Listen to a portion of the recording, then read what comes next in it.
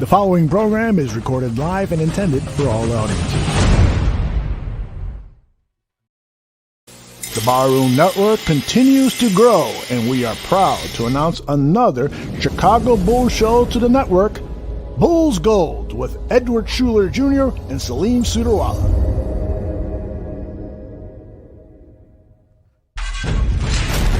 Coming this fall, the Barroom Network presents two fired-up Bears fans. They are ready to rumble on the Bear Debate.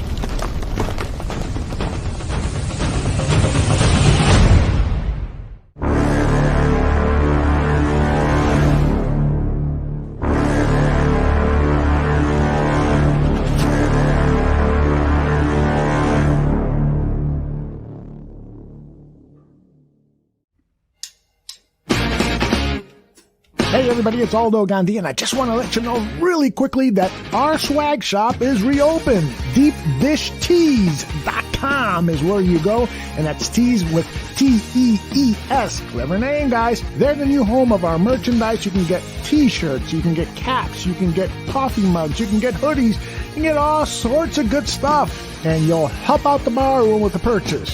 So head over to DeepDishTees.com.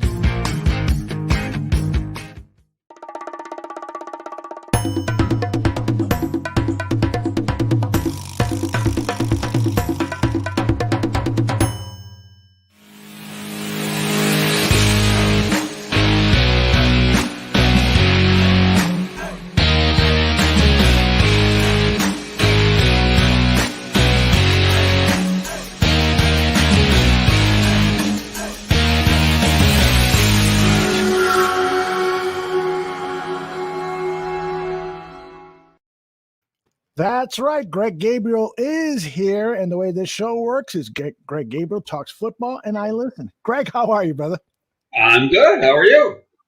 Oh, good. Well, all of a sudden we got a little wacky sound in your audio, but I'm sure it'll go away once you talk a little bit more. How have you been spending your summer, Greg? Got a little golf in. I work out every day. Good. Keeping the weight I lost off. Yeah, I noticed that you have lost considerable weight. What are you down to now? I'm 170. I was in sixth grade when I was 170. I have not been 170 since 11th grade. Wow, Greg. Wow. Are you ready to run a marathon now? Well, I can't run. I got my knees, but I bike. We went for a bike ride yesterday, but I lift a lot. I must say I'm impressed with how much I've been lifting. Great. I love to hear that, man. Oh, man. I mean, you could kick my ass before, and now you can really kick my ass. Yeah. All right. Hey, I'm still 70. Well, I'm getting up there. Trust me. Bruce Ali Walter Jordan says, Greg, help cool the hype. And we know what he's talking about. He's talking about Justin Fields all over the football world. People are heralding the play of Justin Fields after that first preseason game. What's your evaluation of him? He played well. You can't take that away from him. Started slow, but it wasn't. You can't say it was his fault. Mm-hmm. Lousy, terrible field position. And then they had some penalties that backed him up even more. So, I think it wasn't until they got the ball in that, with a minute left that they had halfway decent field position. He got the ball downfield, did it quickly, set him up for a field goal. Came out in the second half, scored a touchdown right away. He scored a touchdown first two possessions in the second half. And you can't take that away from him. Now, a lot of people are saying he's number one. You got to start him right away. Baloney. I was going to swear, but I'm going to try to be clean today. I don't know if you saw it. Did you see Peter King's article today? I missed it. I got to catch it later. Yeah. Okay. Well, he's got a section. He was in Chicago on Saturday. I don't know if he stayed for the game, but he had a conversation with Matt 4 or 5 hours before kickoff, so 8 in the morning. And, Matt pretty much told him what his plan is. And he said it's a similar plan to what they did with Patrick Mahomes in Kansas City when Matt was there. And he said the worst thing we can do is hurry that plan along. And he goes, this is about the Chicago Bears and Justin Fields, not about me, not about what the fans want. It's doing the best for the team and doing the best for the player. I agree with that wholeheartedly. You can't put a player in before he's ready to play. And if he proves that he's ready to play, now, I don't care what they do in preseason. Preseason is vanilla offense, vanilla defense. What you want to see him do is make quick decisions, throw with accuracy, which he did.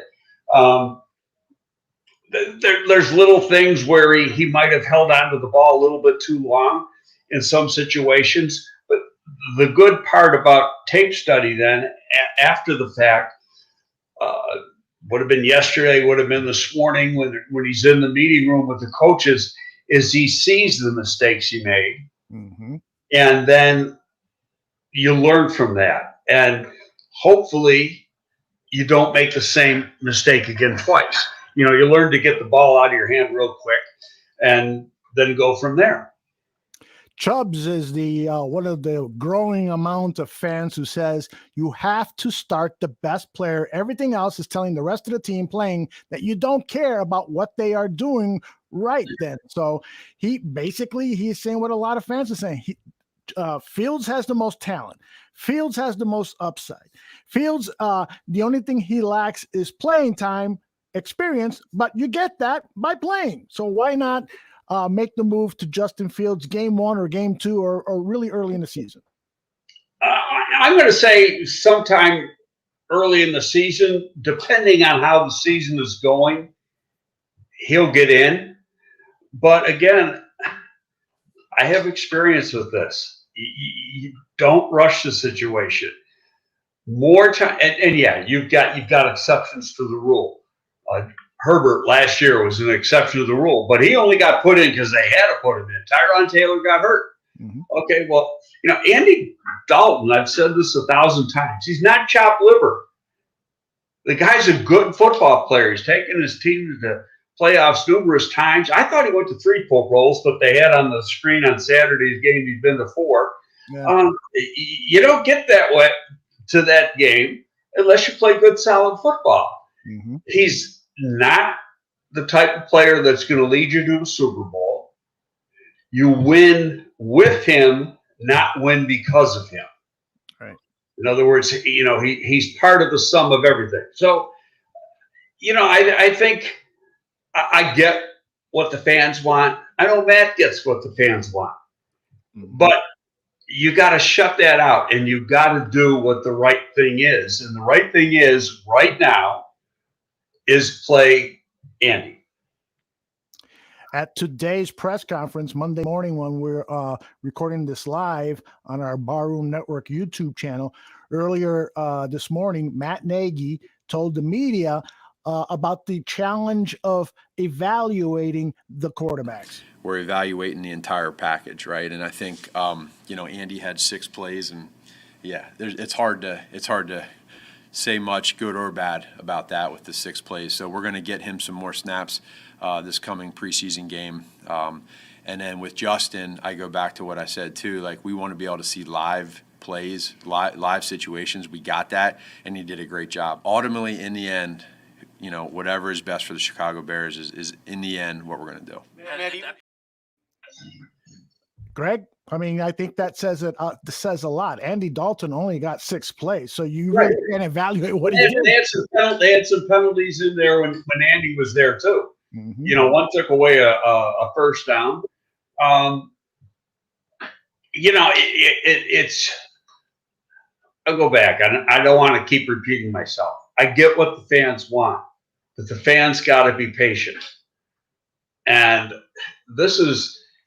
You made a trade to get Justin Fields for the long haul, not necessarily for this season.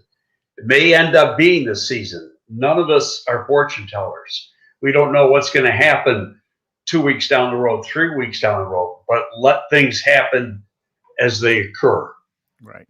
And I think also what us fans have to recognize is that there were some vanilla defenses up against Justin Fields week one. So you want to see how he progresses as defenses start to scheme a little bit more, as they throw in different sets and so forth. So isn't that a big part of the evaluation and why we shouldn't rush? Yeah, you want to see, how he's reading blitzes, etc., disguise defenses. Now, in saying that, don't think for a minute that the two coaches don't get together and, like, Matt could say to the Bills coach this week, "Hey, I want you to throw some stuff at Fields because I want to see how he reacts." Yeah.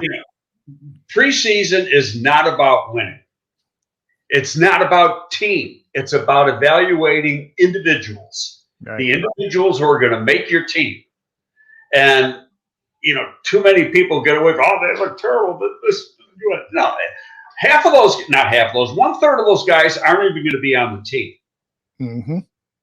Over half of them aren't even going to be playing. They're going to be on the team, but they're not even going to be playing.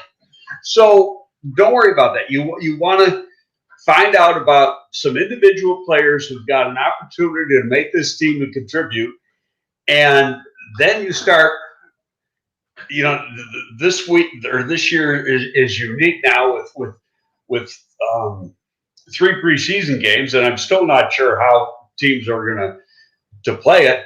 But after the 3rd preseason game, you got 2 weeks until the opener. So you actually got more time to get ready for that opener because you're not worrying about getting the young guys ready for a 4th game. Mm-hmm. Well, let's, we're hearing all these great things about Justin Fields, but his game personally was not perfect in the eyes of some, and especially his coaching staff. And this was one example. Matt Nagy had been talking about he wanted Justin to get to his checkdowns a little faster. And he pointed out an example today about what was a bad checkdown. Listen to this. We were backed up in one of those first 2 series where we had the back-to-back penalties and we got inside the 5, or it was like the 8-yard line. And he had Damian Williams on a check down. We had some vertical routes going, and Damian was a check down. And he had him right away. I think he lost vision. I would have loved to see him get to Damian right away and check it down. Instead, he pushed up and out and then threw it sidearm to Damian and got the same result. But perhaps Damian Williams could have picked up more yards and maybe even the first down if he had gotten the ball sooner. True. Now, can you play that back? I want to say something. We're backed up. Well, hold on a second. Let me get the version. I just want to see the play part. Right. Let me get that queued up here because I want to make sure you can talk over it. And the way I've got it set up right now is not necessarily that. But here it comes at you. Backed up in one of those first 2 series where we had the back-to-back penalties and we got inside the 5, or it was like the 8-yard line. And he had Damian Williams. Can you hear me? Yeah, I heard you. Right there at that spot. Okay. Damian is open in the check down over the middle. And theoretically, you want him to get the ball out of his hand to him right away. But if you look where his head is, he's looking downfield. Right. He's looking off to his right to the deep throw down the right side. So and that's been his game. It was his game at Ohio State. He goes from deep to short instead of short to deep. He's thinking home run ball all the time, and there's nothing wrong with that. But you gotta in the NFL, you gotta reverse things. You gotta take what's there, especially when you're backed up on the goal line. So I get what Matt was saying there, and he was 100% correct. But where Justin's got to learn is just give that glimpse downfield. He was really looking to release the ball because he's looking to his right, and then he rolls to his right and throws to the check down instead of hitting the check down right away. And here's an example of what Matt Nagy called a good check down. At the end of the second quarter, with limited time left, where he stayed within the progression. He checked it down to Herbert, and Herbert did what we asked him to do, which is get your butt out of bounds. He did that twice. And Coach Flip and I were talking the other day. That was one of Coach Flip's favorite plays of the game, was him staying in rhythm with his feet, top down, and not panicking. And he simply, when you watch his eyes, he went to the post route, and then in his progression, he just slightly moved his eyes and his feet down to Herbert, gave it to him, and trusted Herbert to get out of bounds. That's not easy to do. A lot of guys will scramble, run around, waste 4 seconds, and throw the ball away. He did it. He stayed within his progression. So I think he's growing in that area, and he knows it too. He says, "Coach, I got to try to check the ball down some too."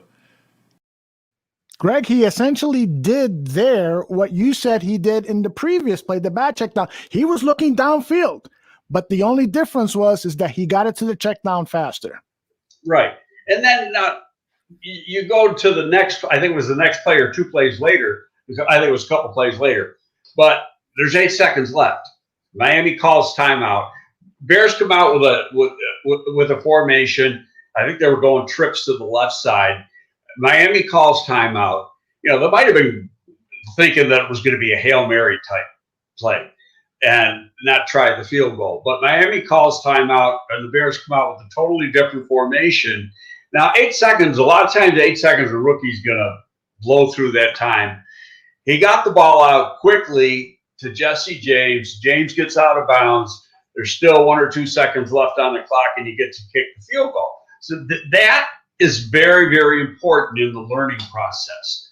It was getting a play off quickly, getting the guy out of bounds, putting the ball in the right place, getting the guy out of bounds so you got an opportunity to kick the ball.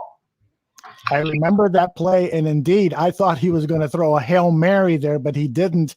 He made a very, very smart play. So overall, very encouraging performance by Justin Fields. And no question. I mean, no, there's no criticism at all. But, people, I saw over the weekend, people put up stats. Mitch Trubisky in his first game actually had better stats. Mm-hmm. Okay, so you take it with a grain of salt. Miami's pass rush was not that good, but now he's going to play a real good pass rush this week. Mm-hmm. Tony has got a good question here. He says, why on that play in his own end zone, why would he risk checking down to the middle of the field when he's backed up in the end zone and facing a potential safety? I think that's a legitimate question and argument if that's the argument he's making. He was under pressure. He wanted to make sure that he was not tackled for safety, and so he found it necessary to get out of the pit area, the middle of his pass blocking, just to kind of ensure. And he's got that great ability to just move. I mean, that long run that Justin Fields had, it's amazing how he's going to blow past defenders, especially linemen and linebackers. True, but at the same time, and here's a little criticism here, I think he was leaving the pocket too soon. Okay. Overall, protection was pretty darn good. Mm-hmm. For all the abuse the offensive line's been getting from the media and from people, the line did not give up a sack. In fact, the starting line in that game, and a lot of those guys won't be starters once the season starts, they didn't give up a sack. They blocked pretty good for the run game.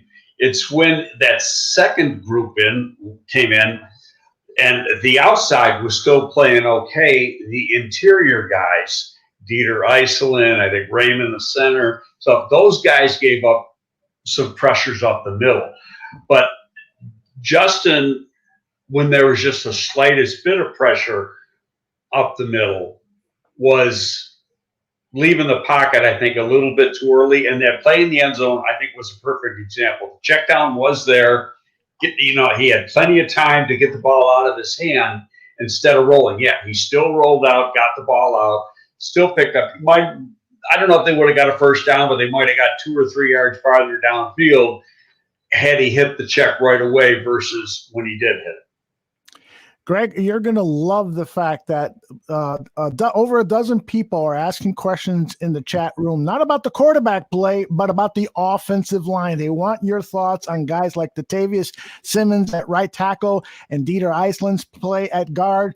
Overall, tell me what you thought about the offensive line play as a whole, and then we could talk about specific players. I'm going to tell you what. We can go back to last year, and I said some good things about Simmons based on his college tape because we didn't get to see him last year. Right. And there was, and that's really his first National Football League play. Basically, was Saturday in the game.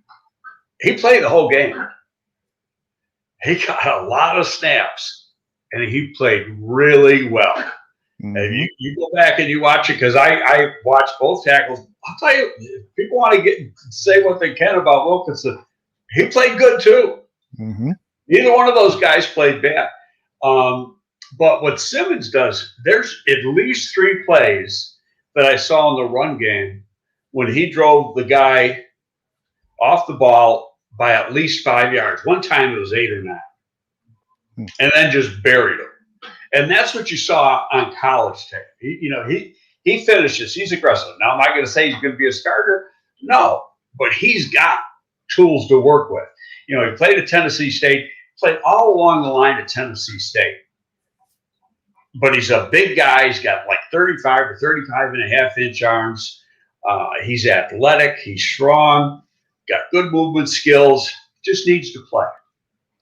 It seems like he is out of that Juan Castillo mold where Castillo wants aggressive guys with an edge, guys who bury their defender down to the ground, guys like Tevin Jenkins, Larry Borom, who came via the draft this year, guys with a little bit of a temper, like the Olin Kreutz mold, somebody you know very well. Yeah, no, that's his style. He coaches an aggressive style, and we saw it. They were, again, the first few series of the first half.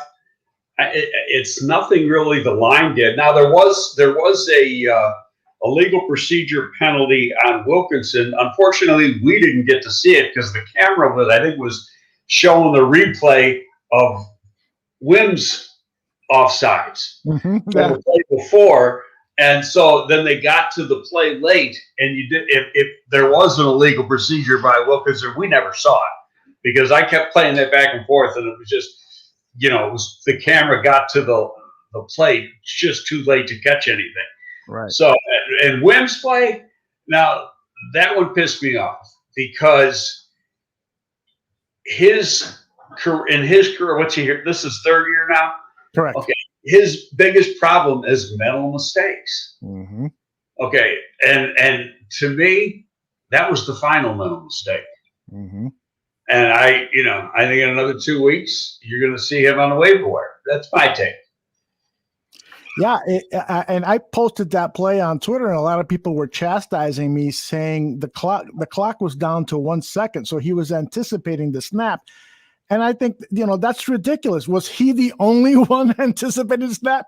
Apparently, you've got to go by either seeing this ball actually snapped, and he was looking towards the center, or you hear that signal from the quarterback. You don't just go because you're anticipating he's going to call hut, right? Hey, nobody else went. He went. Thank you. And he just ran, and it's like, and it was so obvious. Yeah. And it was a mental mistake on his part, and that's been his MO since he's been here, is mental mistakes. He's a talented guy, but you can't be giving the yardage to the other team. Right. And sooner or later, you're going to say, screw it, you're going to get on to the next guy. By the 3rd year, he shouldn't be making those mistakes. Right. And he does, to his credit, I know a lot of people want him cut, and justifiably so for some of his undisciplined actions. But at the same time, he really is an above average special teams player. He gets in there dirty. He makes some tackles. He's active on special teams. I think that one of the reasons he hasn't been cut is perhaps the special teams coach says, man, I really need this guy. I really just need and that's a good point, Aldo, because when you're putting your roster together, your first 4 receivers are going to be set on talent. 5 and 6, and even partially 4, Mm-hmm. those guys got to play teams. And if there's 2 guys or 4 guys vying for number 5 and number 6, the lesser talented receivers could make the team over the more talented guy because they're better teams players. Mm-hmm. Because you got to have those guys on your team. Now, then what you hope to do is those guys get through waivers when you cut them, and you can put them on your practice squad. Mm-hmm. And then you still have them if 2 or 3 say goes down with an injury. 1 goes down, you're in deep shit. Right. So, but that's one way of doing that. That's why a lot of times people go, "Why did this guy make the team?" Because he plays special teams, and it's very, very important. Yep. And given that our special teams did not play very well on Saturday, if you've got a guy is a good special teams player, you can't really afford to let him go based on what we saw out of a lot of the special team plays, especially those punt returns by the Dolphins. They really picked up some yards. If I recall correctly, they had an average of 25 yards per run on the first 3 punt returns. And then on the 5th one, it was a 33 or 34-yard run. So the Dolphins really did a number to the Bears special teams unit. Hopefully we can see that improve. A lot of those guys, again, I'm repeating myself. A lot of those guys aren't going to be here. Good point. and that's why, and on those coverage units, you don't necessarily have the, punt number 1 might be one group of guys. Punt number 2 might have 5 different guys in. Mm-hmm. Okay, because you're just throwing guys in to see who can do it. And a punt return, 6 or 7 guys could be doing the right job. 1 or 2 guys has a breakdown. And that leads to a big return, or you might not be able to get off a block. So you got to watch, the whole play. And again, this is, and I keep repeating myself, it's why you have a preseason. Preseason is about individuals, not about team. Mm-hmm. Who's going to make your team? Who isn't going to make your team? Right. Who takes the coaching? Who doesn't take the coaching? Who can overcome his mistakes? I'll give you a perfect example. Okay, because we talked about him in our post-draft show. They signed him as a free agent. Number 92, Caleb Johnson. Okay, Caleb gets beat for a touchdown. Now you play that base. So right away, if people go, "Oh, he's going to get cut. He's not going to make the team." That son of a bitch played good football. Mm-hmm. He made a lot of plays in that game. He got beat early on that. And why did he get beat? He got beat because he took the wrong angle on that wheel route by the back. Mm-hmm. So he was going, the wheel route goes up like this, and he's here, and he took a flatter angle instead of the right angle down the sideline a little bit. Right. So he got beat right at the line of scrimmage. Right. Basically. Okay, and then gave up the touchdown. He's going to see that on tape. And then he's going to see the mistake he made and learn from it, and hopefully not do it again. Because you watch his coverage in the rest of the game. Is this the play here? This is the play. Okay. See now, can you play it back? Yep. See how he goes flat along the yellow line, just about. Right. Even towards the line of scrimmage. Right. He should have been going off, towards the 25-yard line. Mm-hmm. And then he would have had a better angle to stay with the back. Right. He lost the guy right there. Well, this is the play prior to that, so it's coming up again here in the next play. Here it is. See, now if he takes a step, if he starts going an angle, right, he has the guy right. He has the guy in perfect position, and the guy doesn't get by. Mm-hmm. Yep. Great now, analysis. In plays later in the game, his coverage was really good, especially in those short zones. Mm-hmm. And then he made some plays in the run game. I'm not saying this guy's going to be a starter. I'm going to say, okay, he may not make the team, but he'll be on the practice squad. But if he keeps making plays like he did the other day, he got beat, but he made plays too. and somebody's going to claim his ass. And that's not a guy I think you want to lose because there's too much talent. He's got great instincts. Yep. All right, we've been getting questions in the chat room about the old guy they just signed. Why is there biases against us old guys, Greg? Jason Peters is as old as dirt. Why are we signing him, and what did we pay? I don't think we know. I paid him, but I know Jason Peters. I was with him in Philly. Jason Peters is a man now, and he was starting last year. And he hurt his foot, so then they had to put him down. And well, first of all, he's a huge man, but he's a freak. I scouted him in college at Arkansas. He was a tight end. He was about 315, 320. I'd have to look up what his combine measurables are, but I know he ran like a 4.8, 4.85 at 300 and some odd pounds, and he had played tight end his whole career. He was a blocking tight end at Arkansas. And the Bills signed him as a free agent, moved him to tackle, played really well. I don't remember why the Bills traded him, but I remember calling Howie, and because I was here in Chicago when he got traded from Buffalo to Philadelphia, and I go, "You just stole a guy." And I don't know. Do you follow Joe Banner at all on? Absolutely. Yeah. Joe mentioned it a couple times on Twitter over the weekend. He goes, "That's the best trade he ever made." Wow. He was president of the Eagles back at that point. But he's a freak athlete. He really takes care of himself. Keeps himself in terrific shape. Can he move like he could when he was 22? No. But he's a very, very smart player. He knows and understands angles. His problem now is, like any guy at that age, is going to be durability. But now, the Rams got a guy named Whitworth, Andrew Whitworth, playing left tackle. Whitworth's 2 months older than Peters. Look at that. So I looked it up. That's the only reason I know. So why is he here? I think that's a given. In the NFL, you don't have to say what injuries are with people in the preseason. And so how serious is this back problem with Tevin Jenkins? None of us know. But I'll say this: if it was bad enough that he needed surgery, he would have already had it. So. But still, it's getting short on time. And Jason has played for Juan, was a Pro Bowl, became a Pro Bowler under Juan.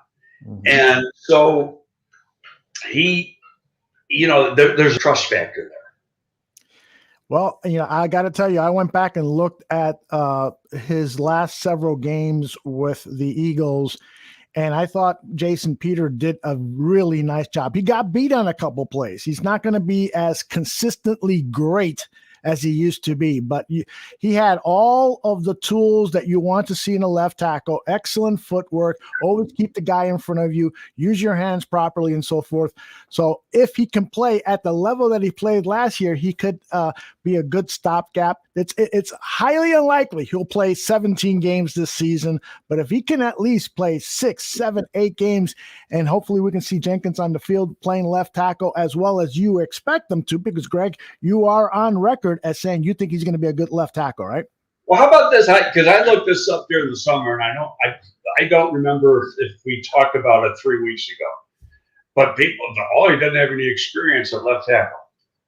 Okay, well, the kid Rashawn Slater from Northwestern, who was drafted higher than him, you know how many games he has at left tackle? 3 more than Tevin Jenkins. Wow, okay. 3, that's it. He was a right tackle, got moved over to the left side, and then he opted out all of the 2020 season. So football players are football players.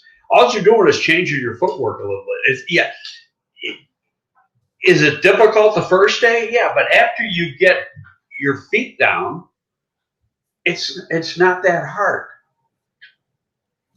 For a lot of guys, I'm sorry, but a lot of guys.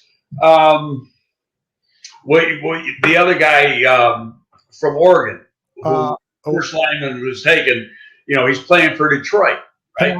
Penei Sewell, yeah. Yeah. Penei Sewell, where did he play? Left tackle. Where's he playing for Detroit? Right tackle. Right tackle. Yeah. It's the same thing. It's a great point. It's a great point.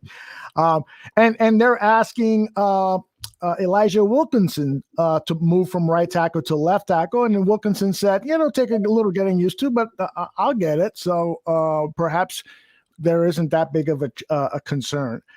Anything else regarding the offensive line that you'd like to point out to our followers? Because it really is the biggest worry area for fans right now. Well, you're going to get guys back. Who knows when Tevin's going to come back? They're being very, very quiet about that. Like I said, I really like the way Simmons played. Mm-hmm. Wilkinson, you got to give him a B for that game. Mm-hmm. He had the one penalty. That was it. Otherwise, his pass protection was solid. His run blocking was good. But he was, neither one of them were going against number one type players. Mm-hmm. And now with Buffalo next week. Now, Buffalo drafted pass rushers, and both of them are pretty darn good pass rushers in the first two rounds. And those guys are going to be playing a lot against the Bears this week. The one guy, Greg Rousseau from Miami, he just ate up Sewell. On a sack, and on the very first play. He's another guy that got real long arms. He can tie his shoes standing up. His arms are so long. Mm-hmm. So it's going to be, the line's going up a notch. Mm-hmm. Against a better level of competition next week against Buffalo. So I think that, and I'm not taking anything away from Miami, because Miami has a good, solid defense, but they don't have, some of the defensive line edge guys that Buffalo has right now. Right. And I think that'll show more what these guys can do. And even if, some of these guys start to get back this week, I don't think you'll see Jason Peters this week. No way. And if Affetti comes back, he's still on PUP. If Affetti gets back and practices tomorrow or Wednesday, he ain't gonna play either. That's right. So they're gonna get these guys. What they want to do is they want to get these guys ready to play in 3 weeks. Right. Or 4 weeks. The opening. There's 4 weeks from the season opens. So that's the important thing. All right, I want to get before we talk about the defense, because a lot of people are bringing up some defensive players, I want to get your thoughts on other offensive position areas. First of all, this running back squad for the Chicago Bears could be the best they've had in a long time, I think. I mean, they have got some depth in this running back room that I haven't seen in a while, and Matt Nagy was effusive in his praise today of Khalil Herbert, somebody who you said, watch out for this kid because this kid's got some speed. So are you very, very explosive, good instinctive runner, can return kicks. I've never seen him do punts. Now, they got him working on punts. Mm-hmm. So I wouldn't be a bit surprised if we see it in one of the next 2 games to see if he can do it in live action. But he is a good kickoff returner. And it wouldn't surprise me if he ends up being the number 1 kickoff returner, at least to start the season. Got a lot of speed. What you didn't see last year at Virginia Tech was him catch the ball a lot. Right. And if they don't throw to him, you can't catch it. Mm-hmm. So, I mean, he caught as many balls as he caught at Virginia Tech, on Saturday, I think. And he's got big hands, so that's not a problem. Yep. They got to be able to pass protect. He's shown he can do that. Damian Williams, he'd already proved he could play. And what I like about the Damian Williams thing, I'm not always pro guys who opt out. Mm-hmm. But on a running back, he's got fresh legs now. Yes. How about that? He didn't take a beating last year. So he's going to be a little bit fresher. I think Montgomery got hurt on that first carry. It did look like he went a little bit off the field, never came back in, and then today he went in practice because he was sore. He might have twisted an ankle a little bit there or something. Yeah. But you're going to get Tariq Cohen back. Right. A few weeks down the road. Tony is saying Tariq might be the odd man out because Damian Williams is not losing that second spot on that depth chart. But they really ain't going to be no odd man out. They're paying him a lot of money. Yeah, I mean he's kind of has his own position, doesn't he? He's like a more of a gadget guy, a guy who you're going to see all over the place. Yeah. So the guys who and I like the other kid from Oregon who broke the long run. Well, both of them, not Oregon State. Ryan doesn't have enough speed, but Artavius Pierce, he's a 4.45 guy. Yeah, he can run, but he doesn't have the wiggle that Herbert has. He doesn't have the wiggle that Damian Williams has. And so, there's depth there. Somebody gets dinged up, you're not going to lose a lot. Especially if the offensive line's playing good. Yep.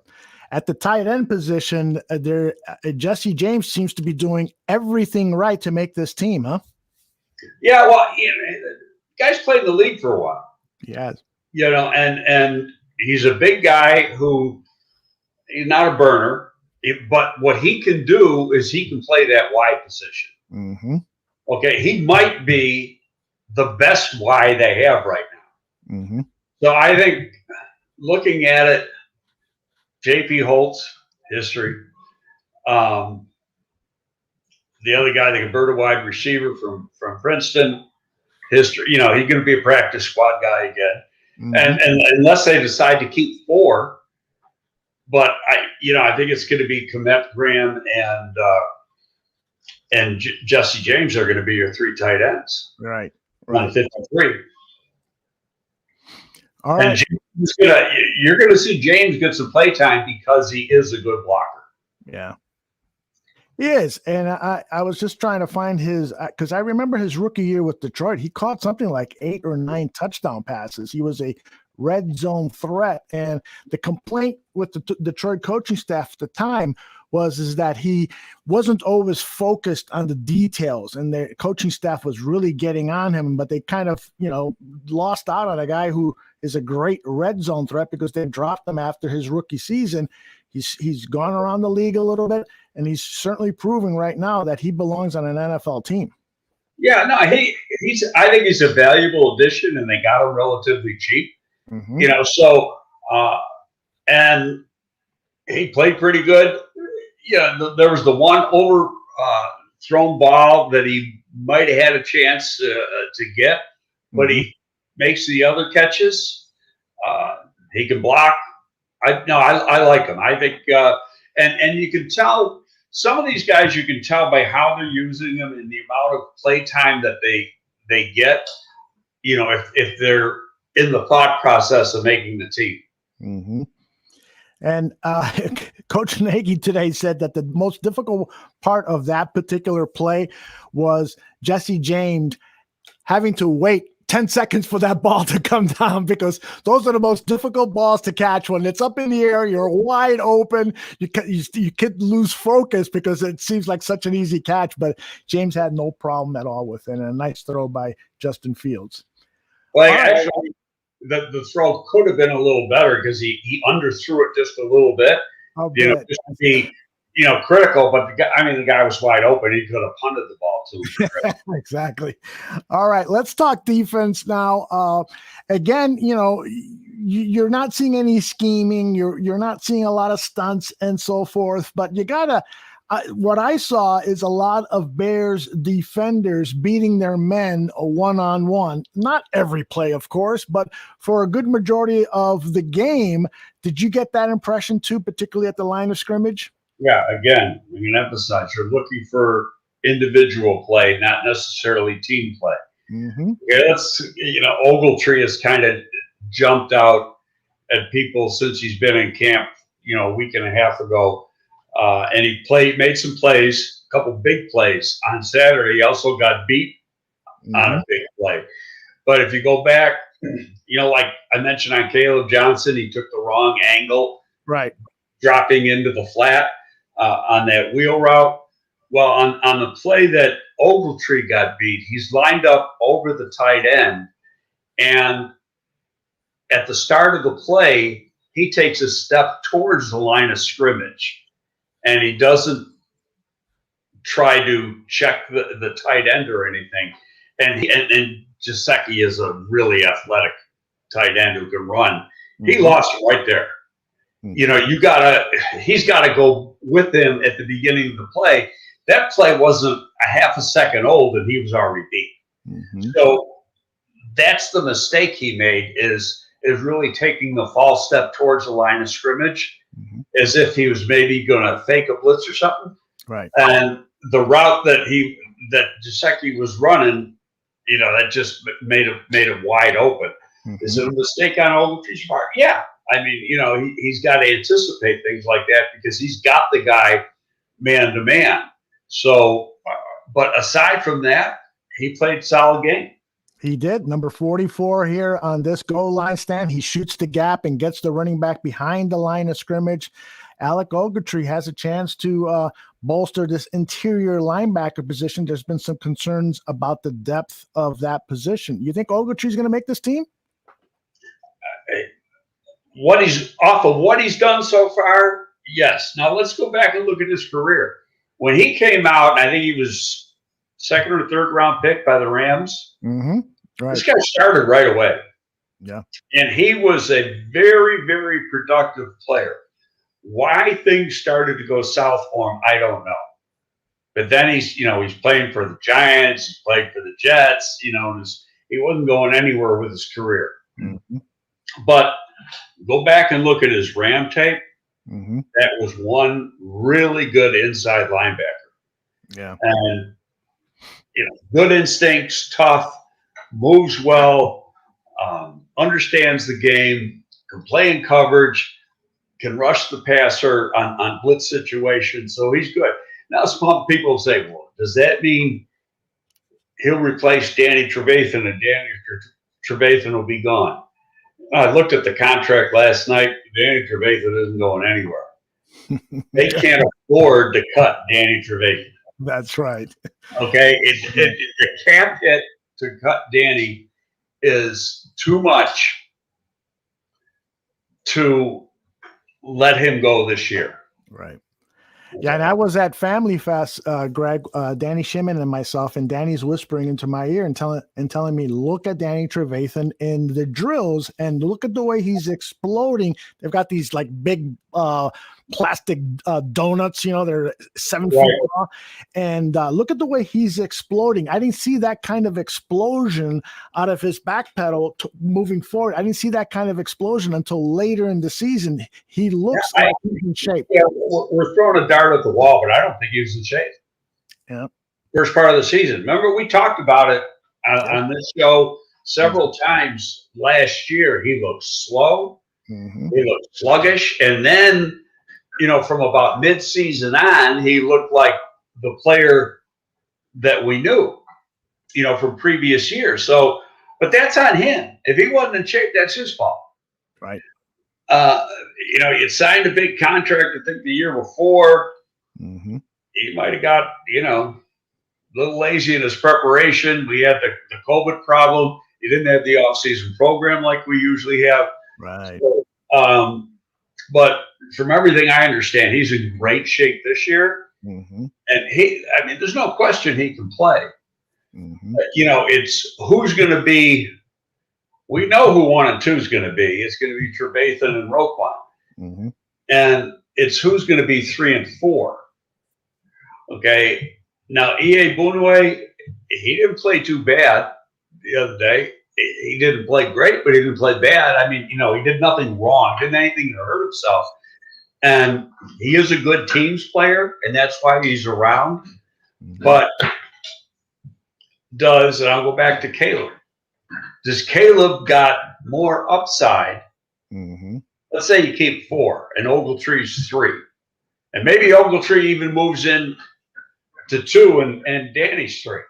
Yeah. Or they, play a rotation, which is probably more so the truth. Right. Because I think Ogletree will be better in coverage than Trevathan. But now your 4th guy, you're going to say, okay, you're going to keep Caleb, who, I don't know what he can do on teams yet. Right. But he was making plays in the run game, except for the one play he made plays in the pass game. There was the one play where the quarterback broke contain and ran down the field, and then he chased him down. I don't know if you remember that play. Absolutely. 12, 13 yards downfield. He showed some speed. He's a guy who ran like 4.7. This guy averaged, this past year they only played 4 games. The 3 seasons before that, he had over 100 tackles a year. Mm-hmm. He was a tackling machine. Mm-hmm. He played at a lower level of comp, but he set the record for tackles in the league, and it's just a guy, and I said it back in May, and it's just a guy that intrigues me. Mm-hmm. We got to see what he does the next 2 weeks. And then the coaches got to determine, okay, do we replace, is E.A. Boonaway gone as far as he can go? Mm-hmm. And he's hit his ceiling. Yeah, it does appear like there's not much room for improvement at the linebacker position, perhaps at special teams, which he's already good at. Hey, a lot of people in the chat room. I mean, I think we've got the Kyrie's Tonga fan club in the chat room. People want to know your thoughts on him. He's getting a lot of really great reviews. But people like Mr. Englewood in the chat room would like to hear your thoughts on the interior defensive lineman who was drafted in the 7th round. Big, strong guy. He's a pure nose, and he can play the run good. He's not going to do a whole lot as a pass rusher. He's got short arms, which hurts him as a pass rusher too. But he's strong, and when he is pass rushing, what he can do is get a push because he's so strong. Mm-hmm. But he's a guy that could end up being your backup nose. Now, they brought in Pennell because I didn't think they knew what was going to be, going out with Eddie Goldman. Pennell's not a bad player now. And so now it's going to be, and Pennell's not getting much money. I looked at it. He's getting $1 million or something. You're going to go with a veteran or you're going to go with the rookie? Rookie plays his ass off now. Mm-hmm. But he's got limitations. And if you look at, now I don't know how Desai's going to use personnel on game day, but the last couple of years, they've been only dressing 5 defensive linemen. Mm-hmm. Okay, so somebody's got to be able to play the nose and the 5. And what's his name? Blackman. Yeah. Number 90. He had a good game. He is, he can play on the nose. He can play a 5 technique. And then now the one kid's going to be gone for the first 2 games. Oh, yeah. Who is that? I forgot. 97. Mario Edwards. Yes. He's suspended the first 2 games. So you got to count him out. Problem is, if you keep Pennell and he's on the roster that first game, mm-hmm. he's getting paid the whole year. Whether you cut him or not, he's getting paid the whole year because he's a vested vet. Interesting. And now the kid that kind of jumped out a little bit is he was a rookie free agent. Mm-hmm. Showed some talent. I think it was from Temple. Oh, yeah. And he big, strong guy, but it'll just be interesting to see who the 6th guy is. Tonga, I think, is going to be the odd man out as far as Sundays if they only dress 5. Mm-hmm. because he's really a pure nose, Right. and you can't really play him at the 5. So, I think he's the guy that doesn't dress, but he makes the team. To me, he's got practice squad written all over him. They'll stash him, because they've got so much depth there now. But we shall see. One guy that I'm dying to get your thoughts on is a lot of people in the chat room have been talking about him too. Is Gibson, the outside linebacker? I saw him interviewed in the press conference, and he has put on some muscle during the offseason. I think he was a 5th-round draft pick in 2020. Yeah. And so what your thoughts on this young man? Well, he wasn't weak when he came out. Now, he did 26 reps at the combine. Oh, wow. Okay, so 26 reps for a linebacker is damn good. Yes, indeed. Okay, that means he's benching in that over 400 pounds in a straight bench when you put up that many reps. So he had strength. He's got more bulk. Now, they were talking Saturday during the game a little bit. Well, he's making a conversion from defensive end to outside linebacker. There is no conversion. What some of these guys don't understand, he was an edge guy. They're all edge guys now. Yeah. In a 4-3, you got an outside linebacker. You got to say I'm outside linebacker. Your will is really playing inside.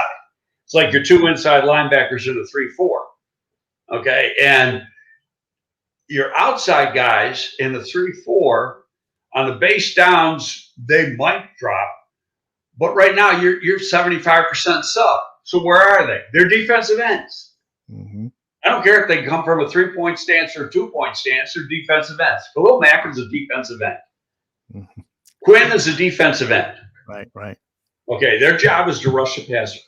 Gibson played up and down at Tulsa and got a lot of production. He's a good pass rusher.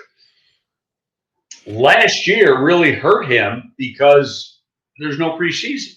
So a guy like that, 5th-round pick, he didn't get the live looks that he needed to develop.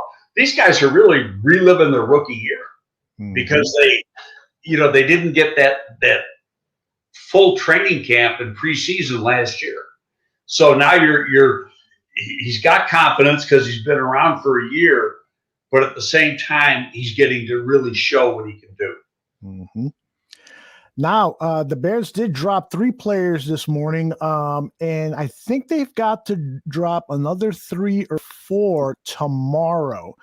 They got to be at 85. So whenever they officially sign the tackle, Jason Peters, that they cut 3. So theoretically, they only have to cut 2, but it's really going to be 3. And in fact, you're right. There's going to be 1 more because they had to make a cut bringing when they brought Eddie Goldman off the COVID list. So that was 1 cut they had to make. And then, so to get to 85, and then with the Peters thing, you got to make a total of 7 cuts. Gotcha. Now, I don't think anyone is anticipating a big name being cut this week, but down the line, when we get down to the 53, who do you think is on this roster bubble? Guys whose jobs are going to be threatened by younger guys coming in, guys who perhaps are at a point of their career where maybe it's time to look elsewhere. Any names do you think that might interest us that are roster bubble guys? Guys that I think could be in trouble. Let's start at the running back, Ryan Nall, Artavis Pierce. Now, granted, there's an injury. That changes things. Right. Wide receiver, Ridley, Wims. Tight end, Scooter Harrington, J.P. Holtz, Jesper Horsted, unless they keep 4, and then Holtz would be the 4th guy. Offensive line, I think like Redmond was the backup center in this game. I thought he struggled. They've already let go of Cervenka. Daniels will be back pretty soon. He'll probably be back this week. Dieter Iceland, I thought, struggled inside. I thought Arlington Hambright struggled a little bit. Those guys inside, I think those guys are going to be gone.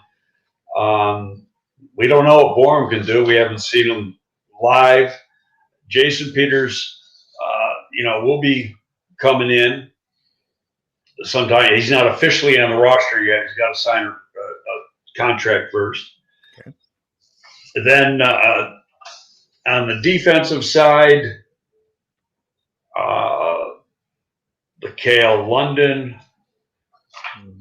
Archbong is probably a guy that's the guy from Temple that you're going to end up on the practice squad. Now, could he be around the first week because Mario Edwards is going to be on suspension for the first 2 games? That's a possibility.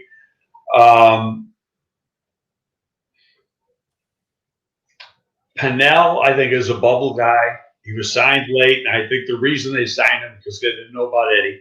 Right. Then in the linebacker situation, Ogletree, I think E.A. Boonaway is a bubble, from guys who've been on the team for the last couple of years. Woods is a possibility. A lot of people in the chat room are bringing his name up. Yes, I agree. Woods probably a bubble guy too.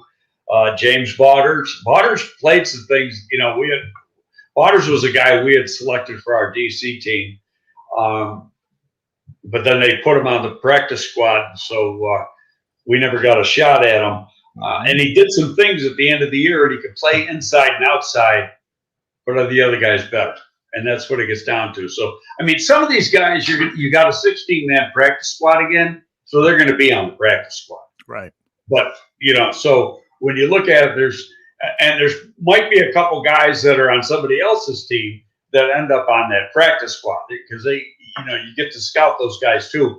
And starting next week, you're going to start recruiting them a little bit. You're going to recruit the agent. You're not going to recruit the kid. Right. So that's all part of the fun and games. You start anticipating who's going to get cut and you sell the agent on what the opportunity is here. Mm-hmm.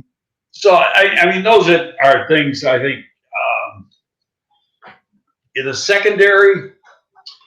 I'll tell you what now, I'm losing track of names here. Well, let me bring one up. Michael Joseph just was announced he suffered a broken finger in the game, and that's an broken thumb. I saw him on the bench. He was playing with it. I think it's his left thumb. Okay. Because he was playing, and he kept playing. They'll cast that. He could play with it. Yeah, but you hate to see that for a defensive back. Right, and he's playing a new position. He was a corner. Now they got him at safety. Oh, I wasn't even aware of that. Oh, wow. Yeah, no, he was a safety. And the other guy that's at safety that was a corner is T. Staber. Okay. Okay, now he can't run good enough to be a corner. Mm-hmm. So, but, you go back to his college career, he was a ball hawk. Mm-hmm. Great ball skills, but he just, when he got to the NFL level, he went in the second round, I think. Mm-hmm. Maybe in the third. He had a great career at Florida, but he ran 4.7. He's just too damn slow. Yeah. But Vildor, he could be starting. Vildor started. Do you know how many times they threw against him Saturday? Besides none. I was gonna say one, but even that was too much. Yeah, they didn't throw against him. Now you can say, okay, they didn't do it, or the reason could have been because he had his guy covered. Now we don't have the I don't know what's going on with the NFL, but they're not giving us all 22 right now, so you can't. The one thing you miss is the secondary play. Yeah, because you can't see that on TV tape. You can see the end of the play, but you can't see the beginning of the play. And if the guy, the anticipation and everything else. So, but Vildor, he threw a shutout on Saturday. Mm-hmm. But he didn't get the attempts. See, obviously he had his guys covered pretty good. Right. But you want to see what, and really same thing with Trevathan. He didn't get any. I don't even know if Trevathan played. Yeah. I don't think he did, to be honest with you. But you're right. You want to see these guys to see if they can get their hands on the ball and to see if they can catch it, because they've been preaching. Sean Desai said what they are preaching more than anything else on the defense is turnovers. Get the ball. So we need to see those cornerbacks get their hands on the ball and catch it and pick up some yardage afterwards. Got one guy in the area who's a self-proclaimed analyst. He had a tweet going into camp that Vildor's got to hope to play on the slot, but he didn't think he was sudden enough or long enough to play outside. And he must not have looked at his combine numbers, because he's 5'10", but he's got 32.5-inch arms. Yes. He's got arms like a guy 6'1", 6'2". Mm-hmm. He's got more than enough length. Yeah. He's a low 4'4" guy. And his change of direction is excellent. His suddenness is excellent. His transition from pedal to breaking on the ball is excellent. Had a lot of interceptions and pass breakups at Georgia Southern. He played at a little lower level of comp. But at that position, guys can come in that lower level of comp and play. I think at the end of the day, he's going to be the starter. So you're going to have a really 2 second-year guys starting, but Johnson's got a lot more experience than Vildor does. I think Trevathan will be here at the end of the day because of his experience. The guy, I don't know who the nickel guy is going to be right now. Is that going to be Trevathan?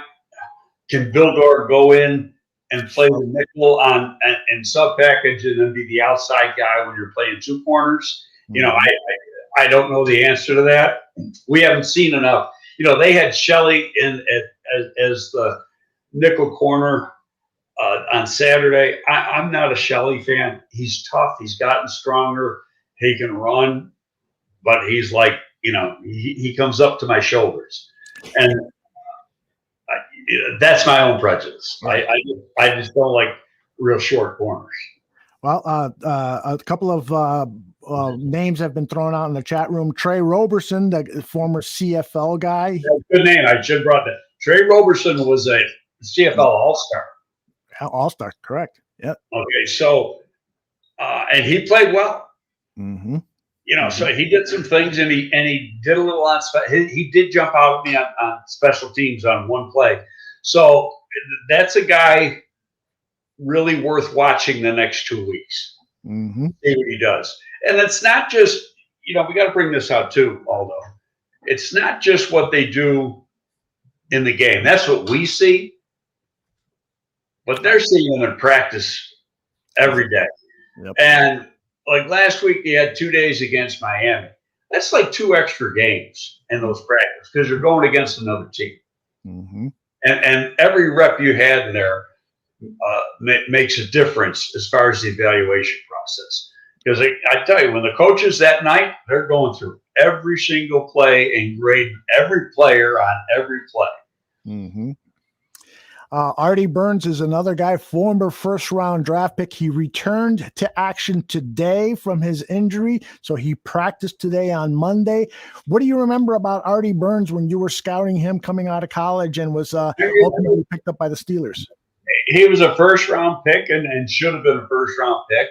Mm-hmm. Played a lot at Pittsburgh, but really it's like, we're talking about E.A. Boonaway. It's like he hit his ceiling and he wasn't getting any better. Mm-hmm. That's why they chose not to pick up the option on his 5th year and eventually let him go. So he might have room for growth, though, but we'll see. Well, the problem is he got hurt here. He came here last year, and then he got hurt, and he missed a year. Yep. And the first part of camp, he's hurt. And so, he's an enigma. We don't know what he is. Yeah. He's definitely had some bad luck. The coaches, obviously, he took part in the off-season program, and they got a feeling. And trust me, that especially for defensive backs, and wide receivers, what they do in that offseason program is important. Because that's about the only thing you can do that's semi-live where you can get something out of it. For the offensive and defensive linemen, it's worthless. Yeah. I just saw your dog wagging his tail behind your desk there. Yeah, he's moving around. I make him sit in here with me when I'm doing this, so because he will give hell to anybody who walks by. And he's like so you. Come in here, pull down the shades, and he takes after you, Greg. Listen, my final question, and I promise this will be my final question. What is it? Give me some advice. What should I be looking for in the second preseason game against the Buffalo Bills? You're going to tell me, although sit down and watch for this, or this. Give me some advice, and that advice will also go to everyone watching this show. Watch individuals. And you go back, tape the game, and you go back and you look at individual play. Right.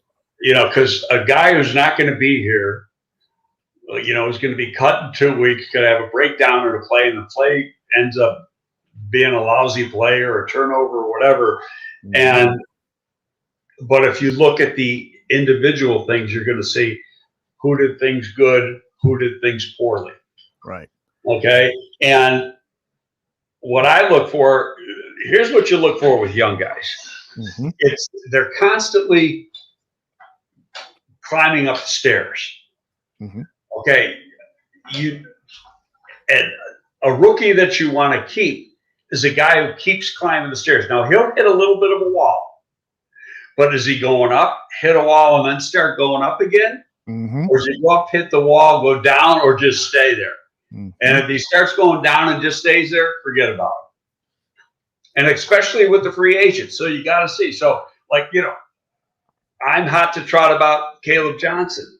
But Caleb Johnson's got to continue climbing the stairway. And if he doesn't do that next week, then, okay, well, you know what? Everything I said about him today, you can throw in the garbage can. That's great advice. I'll definitely be spying on some players, and hopefully the NFL.com is going to get our all 22, which we are paying for online. You know what they're going to do? I guarantee you. They're going to hit you for another 50 on. Well, there's some. I'm guessing. I'm throwing a dart at the wall on that. Yeah. But they know people want it, so they're saying, okay, yeah, this is $100. You want the coach's tape? It's another 50. That's a premium subscription or something like that. That's ridiculous. In fact, well, sure it is. Yeah, the fact that it's not there now, and if they were going to do a price increase, they should have told us that months ago. But you can't. Well, they should have told you months ago they were getting rid of the all 22. Thank you. Excellent point. Those of you listening or watching, make sure you join us every Monday now. I think we've only got a couple of Mondays off prior to the regular season, but we'll be here after Monday after every preseason game, and then the following day after every regular season game. Make it Appointment TV with Greg Gabriel. Greg, you're the best, the absolute best. Let me ask you this. Are we going to do one leading into, maybe we want to do it later in the week, leading into the opener, because there is no fourth preseason game, so there's no fourth week to review. I love it. Week there. Let's do it. Everybody in the chat room is nodding. Yes, absolutely. So you've got a lot of fans here, Greg, and I don't blame them. Your knowledge and the way you present your ideas is outstanding. I'm very fortunate that we're working together on this show. So I will see you back here next Monday, and we'd like to do it in the morning. You want to do it at 11 a.m. next Monday? As of right now, that works, but I can't tell you what's going to happen between now and then. I hear you. But we will be here next Monday, God willing. So we'll let you know what time via social media. Thanks a lot, Greg. We'll see you next week. Okay, brother? Okay, sounds good. All right.